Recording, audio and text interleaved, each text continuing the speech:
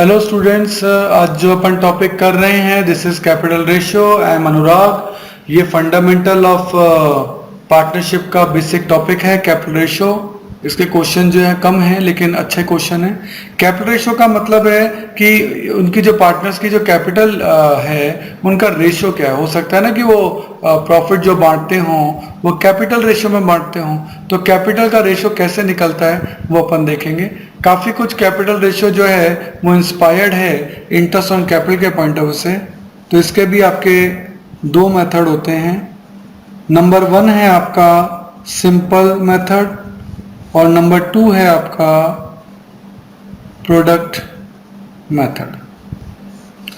Sir simple method कब use होता है एंड प्रोडक्ट मेथड कब यूज होता है, हमें कैसे पता लगेगा? तो इसके कुछ फीचर्स हैं। सिंपल मेथड तब यूज होता है when there is no change in capital, जब कैपिटल में कोई चेंज ना हो। जबकि प्रोडक्ट मेथड कब यूज होता है? व्हेन देयर इज चेंज और चेंजेस इन कैपिटल। एग्जाम्पल देता हूं सिंपल मेथड का। पहले सिंपल मेथड देखो क्या कि मान लेते हैं ए और बी दो पार्टनर थे और 1 जनवरी को ए की कैपिटल थी 10,000 और बी की कैपिटल थी 5,000। ठीक है, दोनों की कैपिटल है और साल भर में उसमें कोई चेंज नहीं हुआ। No change in capital, capital में कोई चेंज नहीं हुआ। उसको एक इलस्ट्रेशन में आपको बता रहा हूं। तो जब इनकी कैपिटल में कोई चेंज नहीं हुआ फिर तो बहुत ही आसान है। 10,000:5,000 तो रेशियो क्या हो गया? 2:1। तो ये इनका क्या हो गया? Capital ratio. तो अगर आपको कहे कि प्रॉफिट को कैपिटल रेशियो में बांटना है तो इस कंडीशन में आप प्रॉफिट को कौन से रेशियो में बांटेंगे? 2:1 के अंदर। ठीक है, लेकिन इसी बीच product method when there is change in capital, क्या मान लेते हैं ए की कैपिटल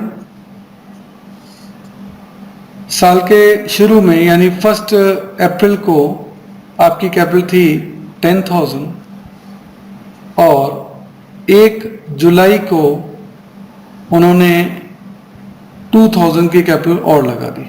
ठीक है, तो 2,000 की कैपिटल और लगा दी तो कैपिटल कितनी हो गई? 12,000। तो 10,000 कितने महीने तक रही? अप्रैल, मई और जून। कितने महीने? 3 महीने।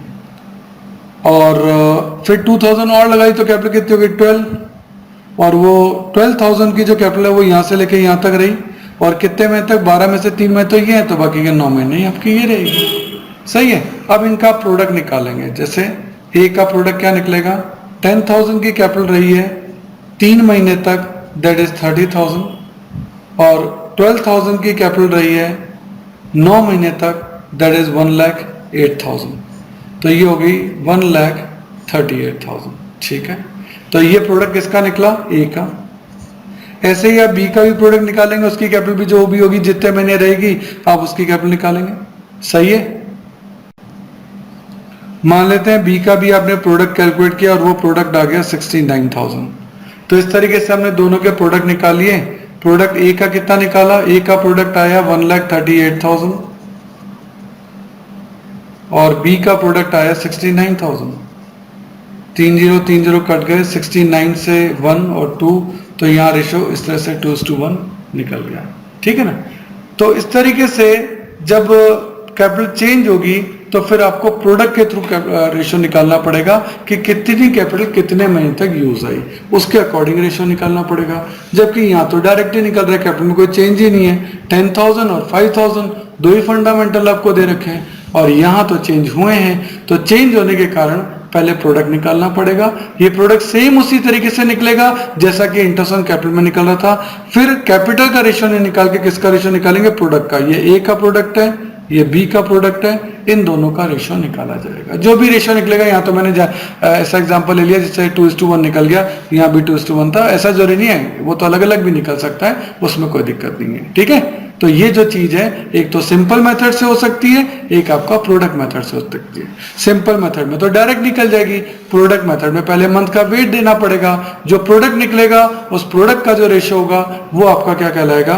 ये आपका कहलाएगा कैपिटल रेशियो।